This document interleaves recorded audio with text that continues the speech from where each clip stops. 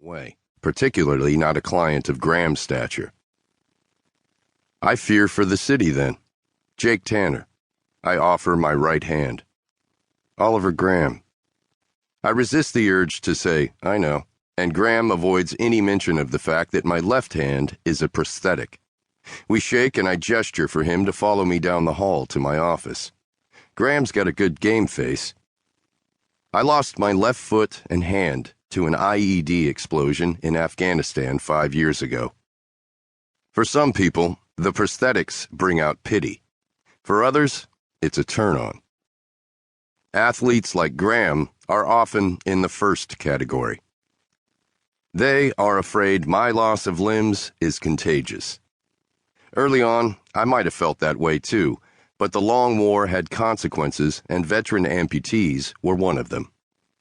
I came to terms with my loss and decided I was just glad to be alive. I take a seat behind my desk and wait for Graham to settle into one of the leather club chairs that set me back a cool grand. My sisters and mother decorated my office, and I'd sat in the damn things for a month before the credit card bill showed up, or I might have sent them back to the store. What can I do for you? Crazed fan or scorned woman? I ask. A man like Graham, who lives much of his life in the media spotlight, probably has more than a few security concerns.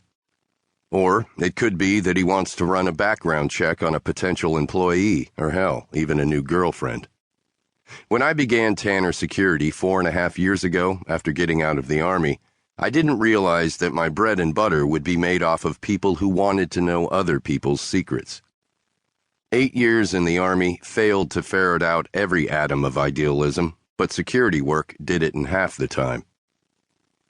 I'd like to say it was either or both, but I'm here because of my cousin. He hooks his sunglasses on the collar of his dark gray t-shirt and pulls a large envelope wrapped in plastic from his messenger bag. I try not to look surprised, but plastic wrap suggests evidence and fingerprints. Hold on. I leave and grab a box of latex gloves in the bottom shelf of the storage cabinet down the hall. Back in my office, I snap a glove over my good hand and strip the plastic film from the envelope. Sorry, he apologizes as I peel off a second layer of wrap. We didn't have any plastic bags. This is better than nothing.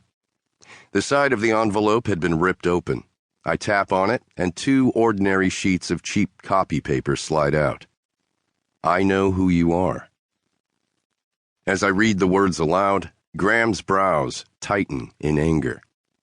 The second page is a printout of a screenshot of someone's Twitter feed dated 3 years ago. The tweets are innocuous.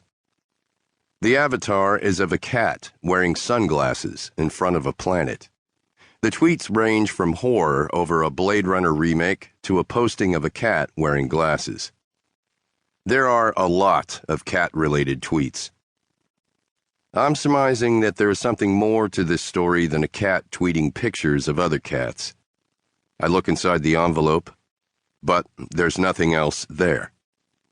Some sick motherfucker sent this to my cousin Natalie a week ago. He jabs a long finger on the desk. I want you to find out who it is. Why not go to the police? I turn the papers over as I process Graham's statement. I didn't know he had a cousin. He's kept that well hidden. There aren't any identifying marks that I can see. Devin Zacks, my computer expert, would probably be able to tell me which printer was used just by smelling the ink. Because we've tried them before and they were completely ineffective. We don't trust them. You and Natalie? My whole family. I've never heard of the Grahams having any problems that necessitated police intervention. As far as I recalled, Graham's family was from the Midwest, some state starting with a vowel, but I don't follow the gossip papers. My baby sister, Sabrina, might know something. I make a mental note to check with her tonight. Is your cousin hiding somewhere? She in witness protection? No. He looks confused. But I am too. I know who you are is a threat directed at people who are hiding their identities. I try a different angle. How was it delivered? It was delivered with the